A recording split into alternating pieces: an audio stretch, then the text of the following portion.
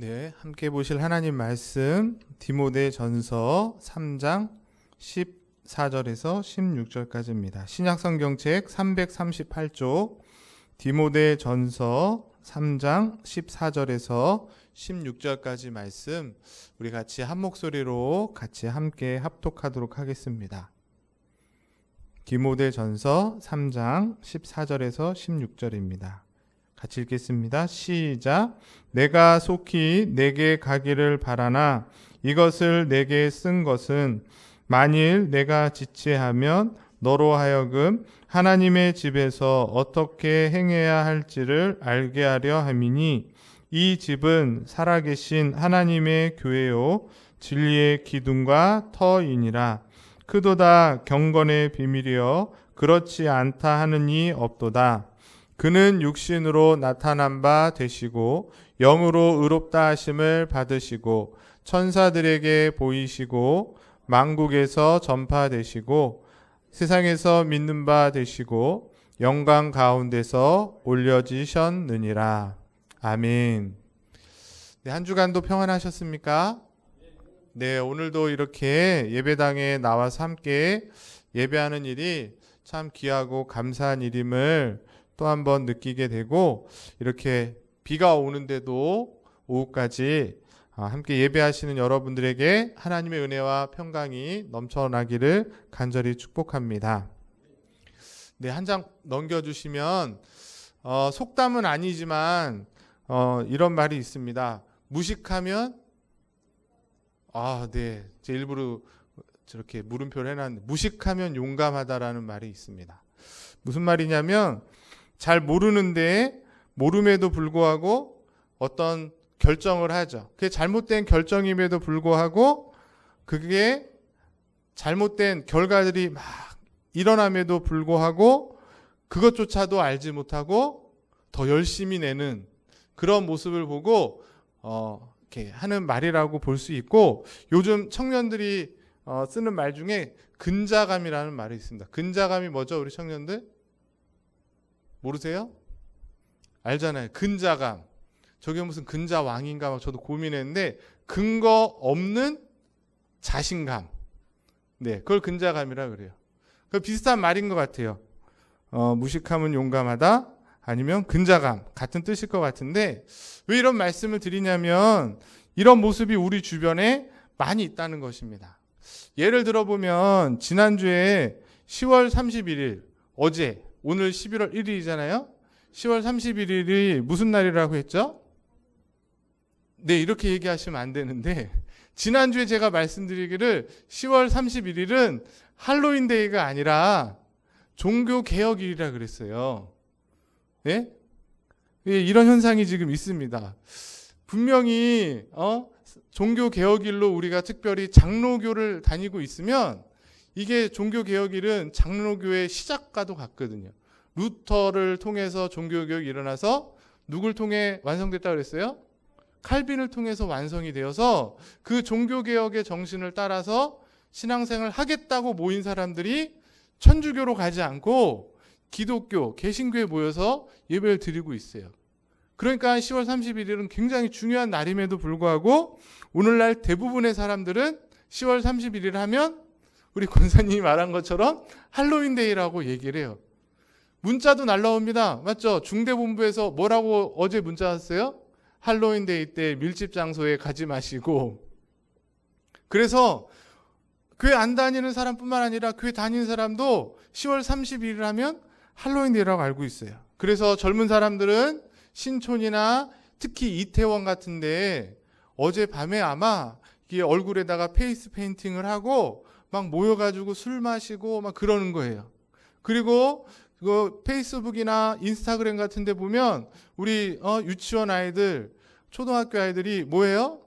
이런 모자 같은 거 쓰고 호박 같은 거 들고 다니면서 막 사진 찍고 해서 막 올리고 그러는데, 그게 다 그러면서 이렇게 초콜릿을 주고받는 날이라고 생각하는 거예요.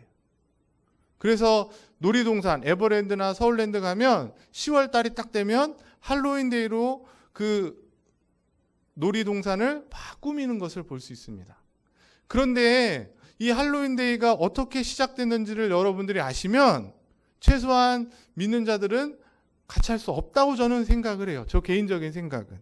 제가 찾아보니까 기원전 500년 전에 아일랜드 켈트족이 죽음과 유령을 찬양하면서 벌였던 서우인이라는 축제가 이렇게 돼서 지금 할로윈 데이가 됐다는 거예요. 이 켈트족은 우리는 1월 1일이 새해 첫날이잖아요. 근데 그들은 겨울이 시작되는 11월 1일이 첫날이라고 생각해요. 새해 첫날. 그래서 11월 1일에는 사람들이 이렇게 죽고 난 다음에 바로 하늘나라로 가는 게 아니라 그 영혼이 1년 동안 떠돌아다닌다. 그들 생각에, 켈트족 생각에. 그래서 그 죽은 영혼이 1년 동안 내가 어느 몸에 있어야 될까 찾아다닌다는 거예요. 그래서 해 마지막은 언제겠어요? 그 달 기준으로는 10월 31일 날 그 귀신들이 들어오지 못하게 하려고 사람들이 귀신 복장을 하고 집안을 차갑게 만들어서 죽은 자 영혼이 들어오지 못하도록 했다라는 거예요. 10월 31일 날. 그런데 이러한 역사가 로마가 켈트족을 전복한 뒤에 어떻게 되냐면 11월 1일을 모든 성인의 날이라고. 네, 한 장 넘겨주세요. 모든 성인의 날, 올 할로윈 데이 이렇게 한 거예요. 성인이 할로윈이거든요. 근데 그 11월 1일이 할로윈 데이니까 그 전날은 뭐예요? 할로윈 이브, 크리스마스 이브라고 말하는 것처럼 그 두 개가 합쳐져 가지고 할로윈이 된 거예요. 그래서 오늘날 할로윈 데이로 10월 31일 날 이렇게 축제처럼 그런 문화처럼 즐겨지고 있다는 것입니다. 그런데 이러한 유래를 생각하면 우리가 그냥 아무 생각 없이 이거는 그냥 초콜릿 주고 사탕 받는 그냥 즐거운 날이구나라고 생각할 수 있냐는 것이에요. 모를 때는 그렇게 할 수 있지만 이런 내용을 알게 되면 할 수 없는 거죠. 최소한 우리가 기독교 신앙을 갖고 있고 종교개혁의 정신을 따라서 신앙생활을 한다면 할로윈 데이를 그냥 쉽게 받아들이고 즐기는 것은 참으로 안타까운 일이다. 저 개인적인 생각으로는 잘 모르기 때문에 용감하게 그 일을 하고 있는 것이 아닌가 그런 생각을 해보게 되는 것입니다. 그러면서 교회의 사명이 무엇인지를 우리는 한 번 더 생각해보는 대목이 되는 거죠. 오늘 말씀의 제목을 교회의 사명이라고 잡았습니다. 무엇이 교회의 사명인지를 우리가 잘 알아서 이 시대에 그 사명을 잘 감당하는 저와 여러분, 우리 원당제육교가 될 수 있기를 간절히 소망합니다. 우리가 계속해서 교회에 대해서 살펴보고 있습니다. 맞죠? 이제 오후 때마다 계속해서 이제 마지막 꼭지에 왔어요. 그래서 제가 표현을 어떻게 하냐면 5층짜리 아파트 아세요? 요즘 5층짜리 아파트가 없지만 옛날에는 5층짜리 아파트가 있잖아요. 넘겨주세요. 그러면 첫 번째 1층이 뭐였어요? 교회의 밑그림. 가장 기초가 되는 그림이 세 가지였어요. 뭐였습니까? 그리스도의 몸, 하늘 예루살렘, 성전. 이 세 가지 그림으로 교회가 어떠한지를 1층에 잘 만든 거죠. 그 다음에 2층에 그 그림을 통해서 교회의 속성을 세 가지로 말씀드렸어요. 뭐였죠? 네, 괜찮습니다. 통일성, 보편성, 거룩성. 이 2층에 이제 쌓아 올려진 거예요. 그 다음 3층에 그 교회의 속성대로 교회가 진짜 교회인지 가짜 교회인지를 보일 수 있는 세 가지가 있다고 그랬어요. 외우기도 쉬워요. 333이에요. 1층에 302호. 뭐예요? 말씀. 302호 뭐예요? 성례. 303호 뭐예요? 권징. 이해되셨죠? 그 다음에 4층으로 올라가면 그 말씀과 성례와 권징을 잘하기 위해서 교회의 직원을, 교회의 직분을 크게 세 가지로 뽑는다 그랬어요. 이게 다 연관이 돼 있는 겁니다. 첫 번째 401호가 뭐예요? 목사. 네, 우리가 배운 순서대로 따지면 집사, 장로, 목사 순서는 상관없어요. 이 세 가지 직분을 통해서 이 세 가지 일을 교회의 속성대로 하는 것이에요. 그리고 난 다음에 마지막 오늘 5층에 가서는 이런 교회의 속성을 알고 또 그 교회 직원을 잘 세운 교회가 이제 세상 가운데서 어떤 일을 해야 되는가? 그 사명인 것이죠. 여러분이 이거를 잘 정리해 놓으면 교회에 대한 성경의 기본적인 내용이 정리가 되는 것입니다. 오늘은 교회의 사명, 예수 그리스도가 이 땅에 세우신 공동체로서의 교회가 어떤 사명을 가지고 있는지 성경을 통해서 잘 알아야 될 텐데, 이걸 거꾸로 우리에게 적용하면 하나님께서 왜 우리를 이 땅 가운데 구원받은 자로 삼아서 살게 하시는 건가와 같은 얘기를 하는 거예요. 이게 다른 얘기가 아니라 교회의 사명과 내가 왜 구원받아서 지금 이렇게 숨쉬면서 살아가고 있는지의 이유가 같다라는 거예요. 먼저 이것을 잘 알기 위해서는 중요한 인식을 우리가 할 수 있어야 됩니다. 그건 뭐냐면 우리 같이 한번 읽어볼게요. 시작. 교회의 사명이 무엇인가에 대한 각자의 명확한 인식을 가지고 있어야 된다. 쉽게 말해서 그냥 교회는 목사님이나 그냥 교회가 하는 일이고 나랑은 상관이 없어, 이렇게 생각하시면 안 되고, 나를 교회로 부르신 사실을 알고 내가 교회의 사명을 어떻게 감당해야 될까? 우리 각자가 그러한 분명한 인식이 있어야 된다는 거예요. 그 인식이 없으면 교회의 사명은 결코 이루어지지 않습니다. 그런 인식이 없이 살아가다 보니까 세상에 교회는 많은데 하나님이 원래 세우신 그 교회 사명을 감당하지 못하고 세상으로부터 손가락질을 당하고 비난을 받게 된다는 것이에요. 그냥 저절로 교회 사명이 이루어지는 것이 아니고 우리 한 사람 한 사람이 내가 교회 사명을 감당해야지라는 인식을 가져야 그 일이 이루어질 수 있다. 결론적으로 교회 사명이 뭘까? 네, 제가 써놨어요. 한 장 넘겨주시면 같이 읽어보겠습니다. 또 시작. 교회는 예수 그리스도에 의해 우리에게 가져다 주신 하나님의 나라를 증시하기 위해 이 땅에 존재한다. 교회는 예수 그리스도를 통해서 부르심 받은 사람들이 있는 거예요. 그렇죠? 그런 우리가 그다음에 뭐라고 되어 있어요? 하나님의 나라를 어떻게 한다? 증시하기 위해. 쉽게 말하면 하나님의 나라를 나타내 보이기 위해서 이 땅에 우리가 교회로, 성도로 존재하고 있다는 것이에요. 하나님 나라를 누굴 통해서? 저와 여러분들을 통해서 나타내라고 우리를 교회로 부르셨고, 그게 교회 사명이다. 여기서 하나님 나라를 우리가 잘 이해해야 되는데요. 하나님 나라는 그냥 죽으면 가는 저 천국을 말할 수도 있지만 성경은 그렇게 가르치고 있지 않습니다. 성경의 내용을 잘 살펴보면 보세요. 예수님께서 이 땅에 처음 오시면서 뭐라 그랬어요? 이미 하나님의 나라가 우리에게 어떻게 됐대요? 임하였다고 말해요. 그렇죠? 그래서 하나님의 나라는 이미 이 땅에 있는 겁니다. 죽어서 내가 천국에 가는 것도 하나님 나라지만 예수 그리스도께서 오심으로 인해서 초림하심으로 말미암아 이미 하나님의 나라는 시작된 거예요. 그리고 그 하나님의 나라가 언제 완성이 될까요?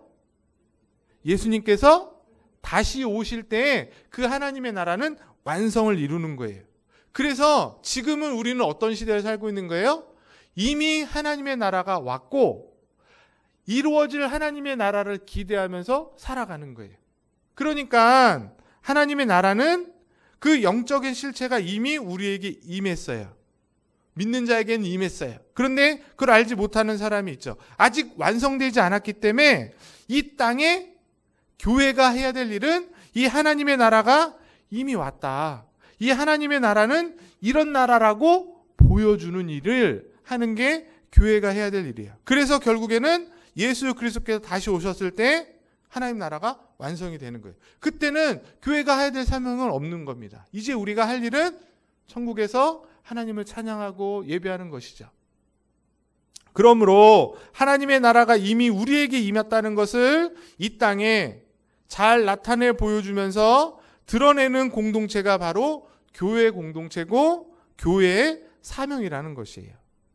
저와 여러분들이 오늘도 하루 숨을 쉬고 또 오늘 예배를 마치고 각자 삶의 현장에 가셔서 나의 삶을 통해서 이 하나님의 나라를 이 땅 가운데 우리의 가정 속에서, 직장 속에서, 이웃과의 관계 속에서 잘 나타내 보이고 계십니까?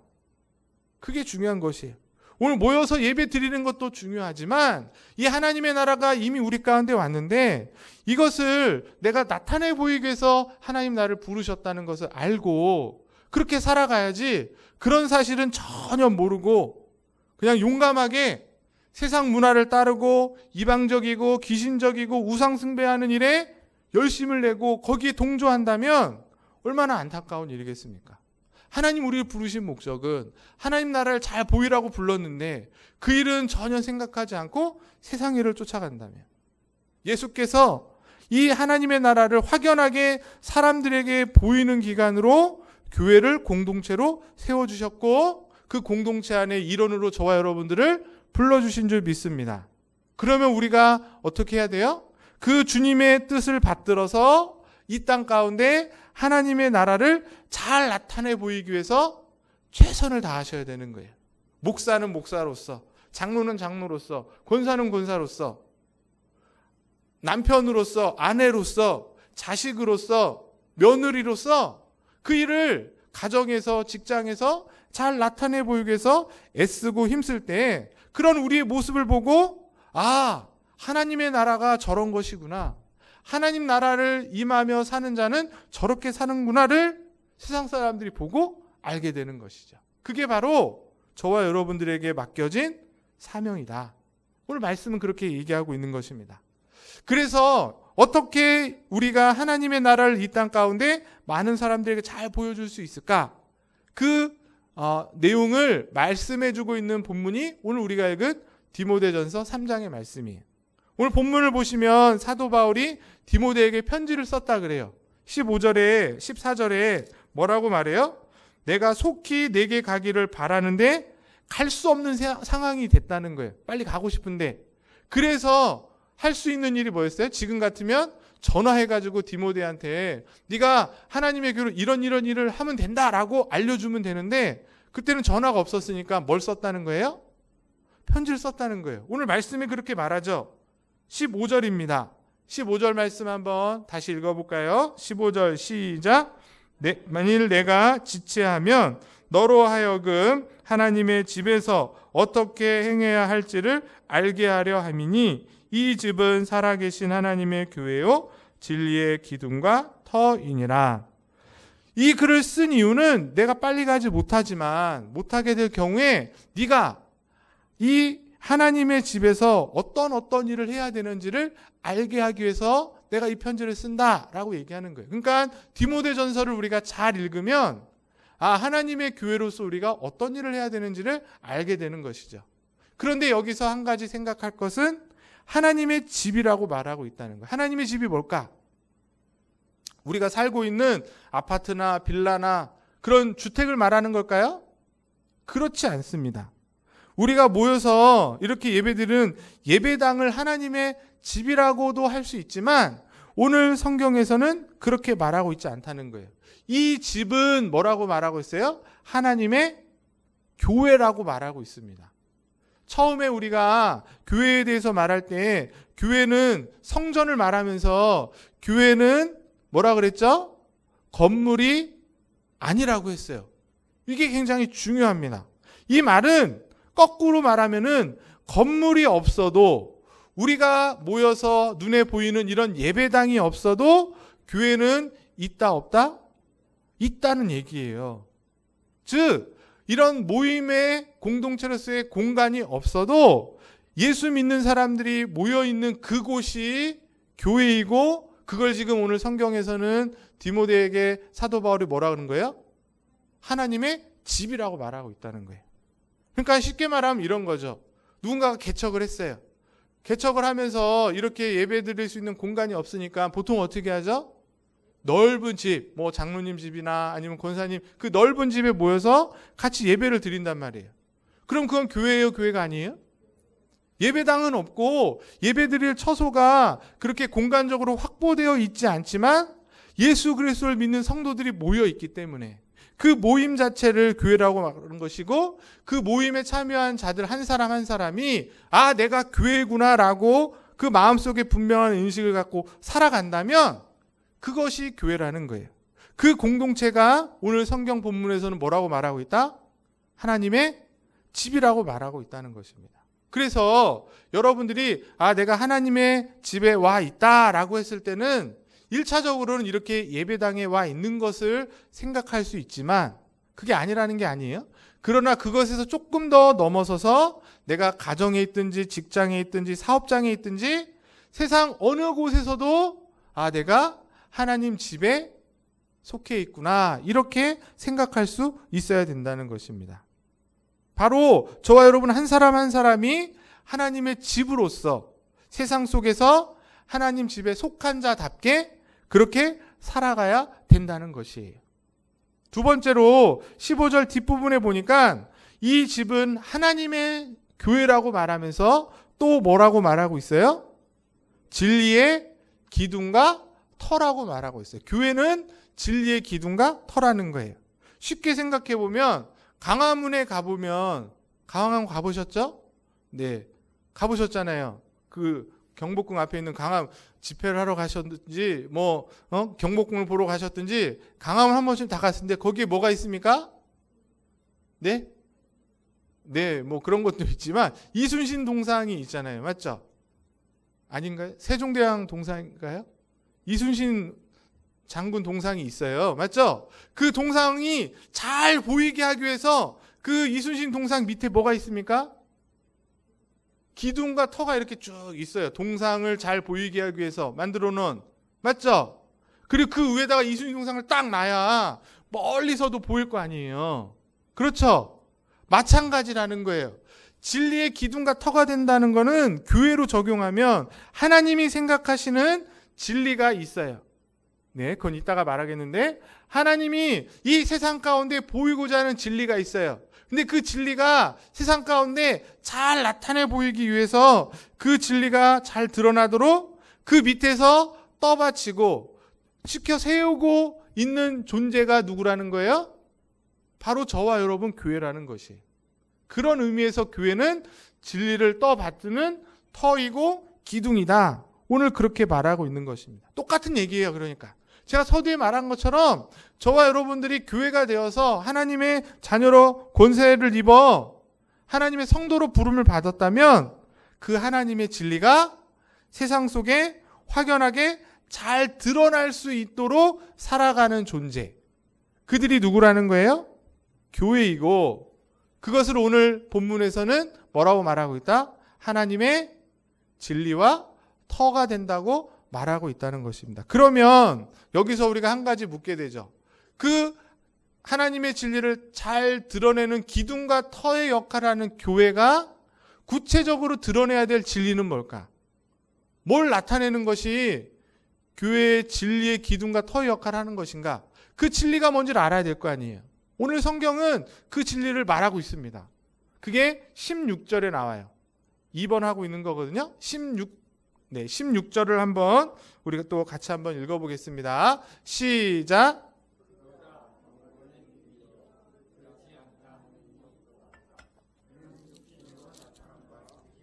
영으로 의롭다 하심을 받으시고 천사들에게 보이시고 만국에서 전파되시고 세상에서 믿음 바 되시고 영광 가운데서 올려지셨느니라. 여기 16절에 보면 크고 경건한 비밀이 있대요. 이게 진리를 말하는 거예요. 이게 감춰져 있는 거예요. 비밀이니까. 근데 경건한 비밀이래요.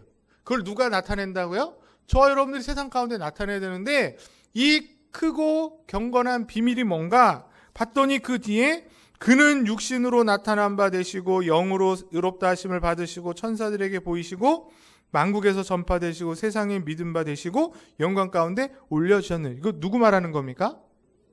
예수님 말하는 거예요. 그러니까 한마디로 말하면 교회가 나타내야 될 진리는 뭐다? 예수 그리스도라는 거예요. 교회에서 다른 게 진리가 아닌 겁니다. 다른 걸 얘기하는 게 아니라 예수 그리스도가 우리의 구주가 되신다. 그분이 우리를 위해서 육신을 입고 이 땅에 태어나셨고 우리를 위해서 십자가에서 죽으셨다가 3일 만에 부활하셨고 성도들에게 보이시고 하늘로 올라가셨다는 것을 나타내고 가르치고 증명하고 믿게 하는 것이 교회가 해야 될 일이고 그게 교회가 나타내야 될 진리라는 것이에요. 이 사실을 그 당시 사람들이 모르고 있었기 때문에 사도 바울이 지금 편지를 쓰는 겁니다. 이 사실을 안 믿고 있었기 때문에 제자들이 목숨을 걸고 이 사실을 전파하고 가르치고 설명했던 것이죠. 이걸 알아야, 이 예수 그리스도가 어떤 분인지를 알아야 교회가 진리를 나타낼 수 있는 것이에요. 모르면 나타낼 수가 없는 것입니다. 기독교 진리는 다른 것이 아니에요. 뭘 열심히 하면 어떻게 되고 어디 가서 뭘 하면 그게 교회에서 말해야 될 진리가 아니라, 그게 붙잡아야 될 진리가 아니라 아주 단순해요. 예수 그리스도가 나의 구주가 되신다. 예수님이 우리를 위해서 십자가에 죽으셨고 그 죽으심으로 내 죄가 사함 받았고 3일 만에 부활하셔서 하늘 우편에 앉아 계시다가 마지막 때에 예수님이 재림주로 심판주로 오셔서 우리를 심판하실 것이다. 이게 복음이고 이게 교회가 나타내야 될 진리이고 우리가 알아야 될 진리라는 것이에요. 그리고 우리가 나타내야 될 진리라는 것입니다. 이것을 잘 나타내려면 어떻게 되겠어요? 먼저 우리가 이 예수님을 알아야 되겠죠. 예수님을 믿고 그 믿는 자들이 모여서 그 예수님께 찬양과 영광을 돌려야 될 것입니다. 그러면서 동시에 그 십자가의 은혜에 합당한 삶을 살아감으로 믿지 않는 세상 사람들이 보고 알게 되어진다는 것이에요. 여러분 어떻게 예수 믿으셨어요? 그냥 딱 나는 처음부터 예수님 알아 하고 오신 분이 있습니까? 없습니다. 누군가로부터 오늘 목사님 오전에 설교한 것처럼 말씀을 받았기 때문에, 가르침을 받았고 받고, 그렇죠. 그냥 처음부터 교회 나온 사람은 아무도 없어요. 누군가로부터 예수를 소개받고 알게 되었기 때문이에요. 마찬가지로 이 진리가 드러나는 방식은 그냥 가만히 있고 기도만 한다고 되는 것이 아니라 누군가가 삶의 현장에서 그 예수 그리스도를 나타내고 가르치고 드러내야 된다는 것이에요. 그걸 누가 할 일이다? 교회가 할 일이고 성도들이 해야 할 일이라는 것입니다. 이 땅에 이 진리가 나타나는, 드러나는 선포의 방식은 1차적으로는 저처럼 목사가 되어서 이렇게 예배당에서 또는 교회 밖에서 예수님이 우리의 구주가 되신다, 그분이 나를 위해 죽으셨고 부활하셨다는 사실을 선포하는 것으로, 전도하는 것으로 이 진리가 드러나겠지요. 1차적으로는. 그런데 오늘날 이 시대는 새로운 차원이 필요하다는 것이에요. 맞죠? 10월 31일이 종교개혁일이 아니라 할로윈데이로 둔갑하고 있는 시대입니다. 이제는 예수님에 대해서 못 들어본 사람은 없어요. 그런데도 믿는 사람들이 갈수록 줄어들고 있습니다. 젊은이들이 떠나고 있고 교회가 텅텅 비어지고 있어요. 이제는 예수가 우리의 구주가 되신다고 1차적으로 선포해야 될 방식도 필요하지만 저는 그게 필요 없다고 생각하지는 않아요. 그걸 감당해야 될 사명이 있는 사람은 해야 되겠죠. 전철 안에서, 역 앞에서. 그러나 한 차원 더 높게 이제는 그 진리를 알고 있는 저와 여러분들이 우리의 삶의 현장에서 아주 평범한 주부이고 학생이고 또 직장인이고 또 사업을 하는 사람이지만 그 평범한 사람으로서 나의 삶의 현장에서 그 예수 그리스도의 삶을 본받아 살아가는 모습이 있을 때에 그 진리가 선포되어질 수 있다는 것이에요. 이제는 그런 시대가 됐습니다. 한국 사회는. 그런 일들을 교회가 해야 되고 성도 한 사람 한 사람들이 그런 의식을 갖고 일주일 동안 살아가면서 부단히 노력하셔야 된다는 거예요. 그러려면 어떻게 해야 되겠습니까? 내가 그렇게 나의 삶 속에서 그렇게 살지 못하고 있다면 왜 못 사는 걸까요? 첫 번째는 성경을 통해서 이 진리, 예수 그리스도에 대한 진리를 바르게 알고 있지 못하기 때문에 그래요. 그러니까 거꾸로 이런 삶을 진짜 내가 살기를 원한다면 성경을 통해 예수님이 누구신지를 정확하게 바르게 알아야 된다는 거예요. 먼저 알아야 되고, 알았다면 그것으로 끝나지 않고 나의 삶 속에서 나의 소박하고 평범하고 지극히 눈에 띄지 않는 정말 그냥 먼지같이 사는 우리의 삶의 일상 속에서 하나님이 가르쳐주신 이 진리를 따라 살아가야 되는 거예요. 이 진리의 원칙을 따라서 살아가고자 할 때에 그곳에 하나님의 진리가 드러나고 하나님의 나라가 확장되는 줄 믿습니다. 예를 들면 너무 쉬운 거예요. 어떤 선생님이 아주 성실하게 학생들을 가르칠 때 하나님이 세우신 선생과 학생의 관계는 이래야 된다는 것을 말로, 삶으로 잘 가르치면서 그들을 대한다면 그게 하나님의 진리가 드러나는 것이에요.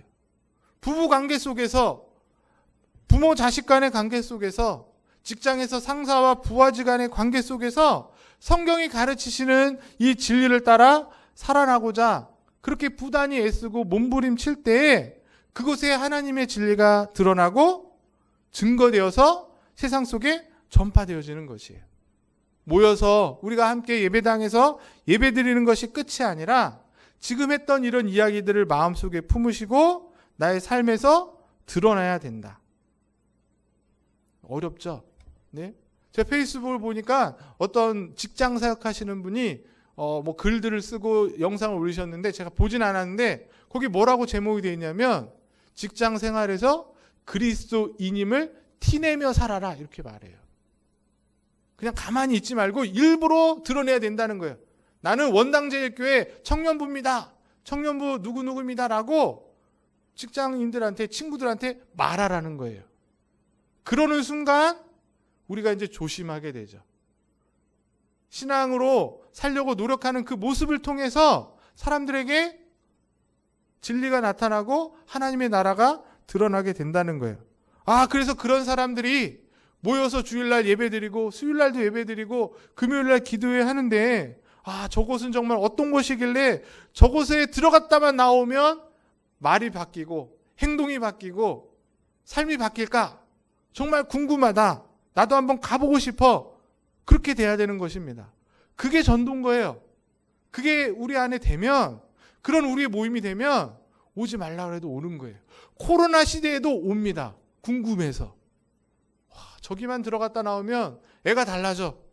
막 욕하고 담배 피고 막 술 먹고 하던 사람이 바뀌어. 막 거짓말하고 편법 쓰고 도박하고 불법을 저질렀던 사람이 정의롭게 살려고 성실하게 살려고 노력하네?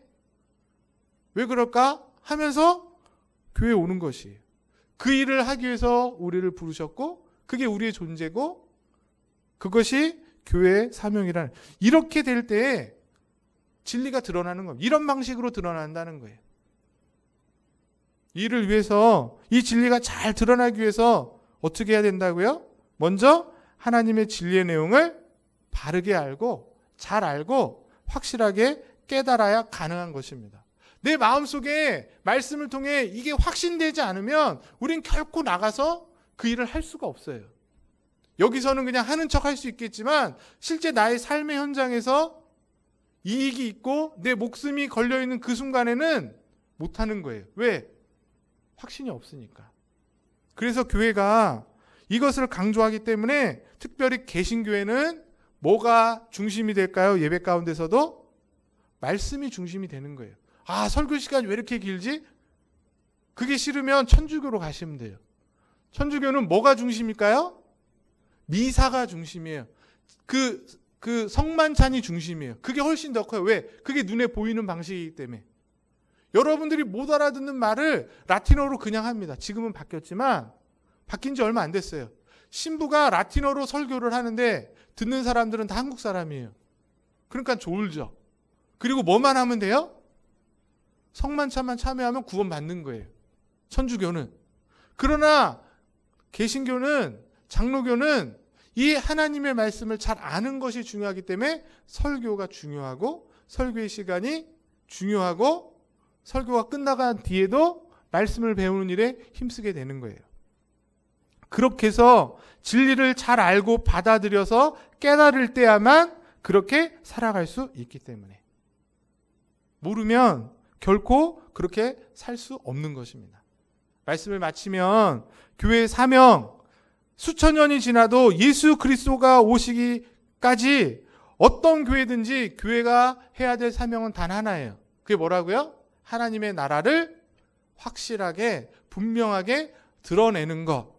그게 교회의 사명이고 오늘 본문은 그것을 진리를 드러내는 것이라고 말하고 있습니다. 왜? 하나님의 나라는 진리의 나라이기 때문에 우리의 모습을 통해, 우리 공동체를 통해서 이 하나님의 진리가 세상 가운데 확연히 잘 드러나야 된다는 거예요. 이 일을 위해서 우리 한 사람 한 사람이 하나님의 나라가 그리스도를 통해 이미 와 있다. 우리의 가운데 와 있다는 분명한 인식을 갖고 주의 말씀을 통해서 그 진리를 깨달아 오늘 목사님 설교한 것처럼 나의 삶 속에서 수정하는 일들을 하셔야 되는 거예요. 그냥 말씀 듣고 한 귀로 듣고 한 귀로 끝나는 것이 아니라 나의 삶의 현장에서 살아갈 때 그 들었던 말씀이 부딪힐 때가 있죠. 나의 말이나 나의 고쳐지지 않은 습관이나 나의 연약한 모습들 속에 부딪힐 때가 있어요. 그때 어떻게 하셔야 되는 거예요? 이거는 그냥 교회에서나 하는 일이고, 이거는 훌륭하신 목사님이나 권사님이나 장로님이 하는 일이고 나랑은 상관이 없어 하고 지나치면 그는 말씀이 아무 의미가 없는 겁니다. 그때 나의 삶을 돌아보고 그 말씀에 비춰 내 잘못된 삶을 고치는 모습이 매일매일 우리 가운데 있어야 된다는 거예요. 언제까지? 죽을 때까지.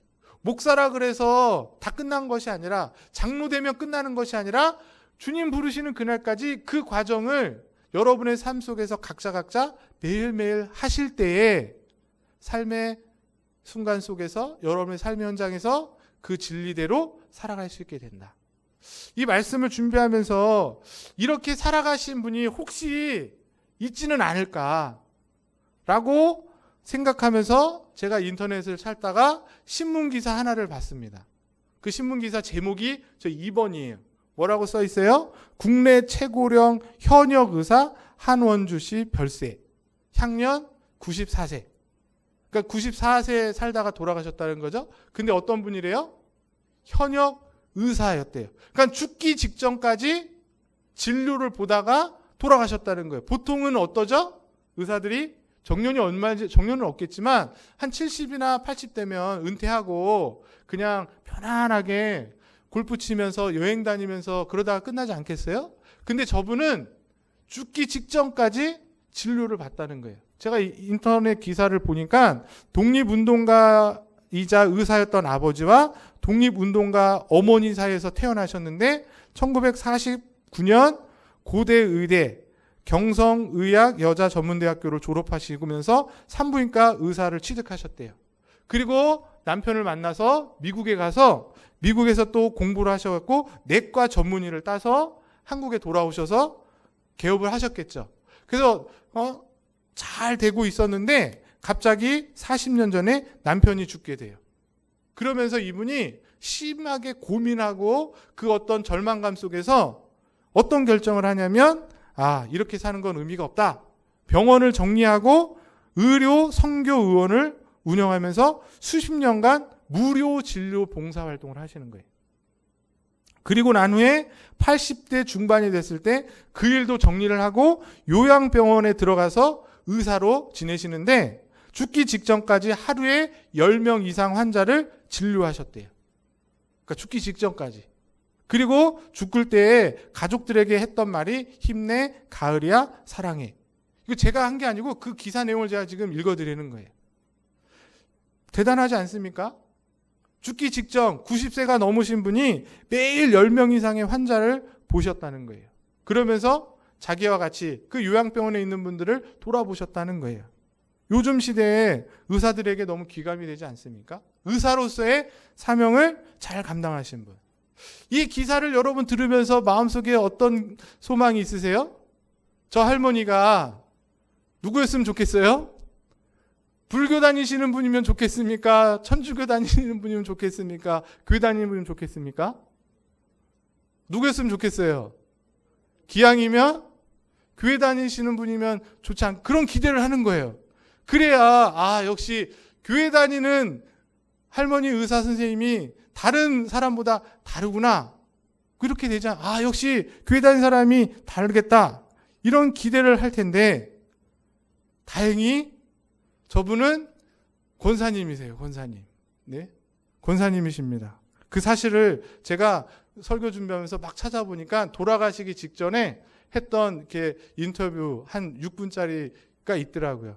너무 감동적인데 설교 시간이 없어서 제가 못 보여드리고 이렇게 카톡에 올릴 테니까 한번 보시면 좋을 것 같아요. 이 이야기를 하는 건 이 할머니처럼 우리가 주어진 우리의 삶이 다 다르세요. 맞죠? 형편이 다르고 상황이 다르지만 그 삶조차도 하나님이 주신 삶이고 그것에 우리가 할 일은 성실하게 충실하게 최선을 다해서 사시는 거예요.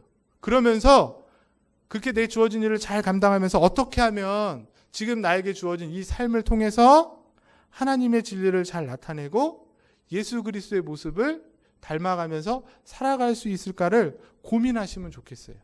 그래서 성과를 이 할머니처럼 이만큼 내고 안 내고가 중요한 것이 아니라 그런 고민 가운데서 그런 의식 가운데서 하루하루 나의 삶을 성실하게 말씀을 따라 진리를 따라 살아가는 것, 그것이 교회의 사명이고 이 시대에 저와 여러분들이 감당해야 될 삶의 모습일 줄 믿습니다.